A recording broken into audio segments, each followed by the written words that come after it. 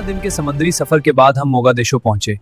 ये शहर इतना बड़ा था कि मेरी आंखें खैरा हो गईं। की ऊंची इमारतें, खूबसूरत मस्जिदें और बंदरगाह में सैकड़ों जहाज। सबसे हैरानकुन चीज वो इस्तकबाल था जो हमारे लिए था। छोटी छोटी कश्तियां हमारे जहाज के गिर्द 2-3 नौजवान थे और हर नौजवान के हाथ में ढका हुआ पकवान था। ये मेरा मेहमान है, ये ताजर मेरा मेहमान है। आने वाले ताजर के लिए एक नौजवान यूं दावा करता। मेरे साथियों ने कहा, ये ताजर नहीं आलम है, ये काजी के मेहमान है। शुक्रिया। ये मोगादिशो की मेहमान नवाजी है। कितना खूबसूरत रवाज। सेला के बाद ये शहर जन्नत लगता है। और ये तो सिर्फ बंदरगाह है, आगे सुल्तान का महल है, मस्जिदें हैं और यहाँ के लोग बहुत अमीर से उतरे तो एक नौजवान हमें काजी के घर ले गया। पता चला कि यहाँ का रवाज है, जो आलम आता है काजी उसका मेहमान होता है। घर बहुत खूबसूरत है, सफेद पत्थर की दीवारें, खूबसूरत कालीन, नरम गद्दे। मेरी आंखों ने आराम देखा तो ज़ेला की बदबू भूल गई। खुशामदीद इब्ने बत्तूता, हमें मालूम हुआ कि आप हमारे मेहमान हैं। 3 दिन आराम करें, फिर सुल्तान से मुलाकात होगी। आपकी मेहरबानी। का यही रवाज है, ताजरों का इस्तकबाल ताजर करते हैं, उलमा का इस्तकबाल उलमा। हम अपने मेहमानों की इज्जत। भुनी मछली, कीले, खजूरें और शरबत मजेदार है। कैसा लग रहा है? ज़ीला के बाद जन्नत लगता है। काजी के मेहमान रहने के बाद जुमे का दिन आया। काजी और एक वजीर हमारे पास कपड़े लाए और घोड़े भेजे।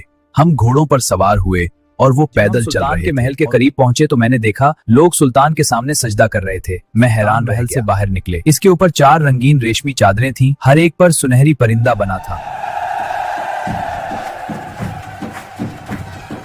देखो, ये सुल्तान का जलूस है, कितनी शान और शौकत है। और वो सुनहरी परिंदे। मैंने सोचा ये अफ्रीका है।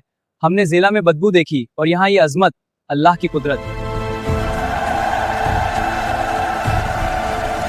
मैं इब्ने बतूता सुल्तान अबू बकर बिन शेख के हमरा जमे की अदायगी के लिए जा रहा हूँ। मैं सुल्तान अबू बकर और ये है अजीम सल्तनत मोगादिशो। आइए जुमा पढ़ते हैं। खुशामदीद इब्ने बतूता, हमें मालूम हुआ कि तुम बहुत दूर से आए हो मराकिश से। तुम्हारा सफर कैसा रहा? सफर मुश्किलात भरा और मुश्किल था, लेकिन आपके मुल्क में पहुंचते ही मुश्किलात खत्म हो गई। मेहमान नवाजी देखकर मुश्किलात। हम उलमा की इज्जत करते हैं, तुम हमारे मेहमान हो, जब तक चाहो ठहरो, तुम्हारा घर है। इनकी बातों में खुलूस देखा, इनकी आंखों में अदल। मैंने सोचा ये है एक हकीकी मुसलमान मोगादिशो में जितना अरसा रहा, हर रोज कुछ नया देखने को मिला। यहाँ के लोग खुशहाल है, खाने की इतनी फरावानी के लोग हर किस्म की चीजें मिलती हैं। मुर्गी, गोश्त, मछली, तरकारियां। अजीब डिश जो मैंने कभी नहीं देखी थी। दूध में पकवे केले, साथ अचार वाले लीमो, मिर्चें और आम। वहाँ कितना था कि बाजार में हर चीज सस्ती और वाफिर थी। लोग मुतमईन थे, खुश थे और तिजारत फल फूल रही। समंदर के किनारे इस तरह चमकता है जैसे कोई मोती बिखर गया हो। सफेद पत्थर की इमारतें, सुनहरी धूप में नहाती हुई और नीला समंदर। यही वजह है कि इस शहर को सफेद समंदर के किनारे इस तरह चमकता है जैसे कोई मोती बिखर गया हो।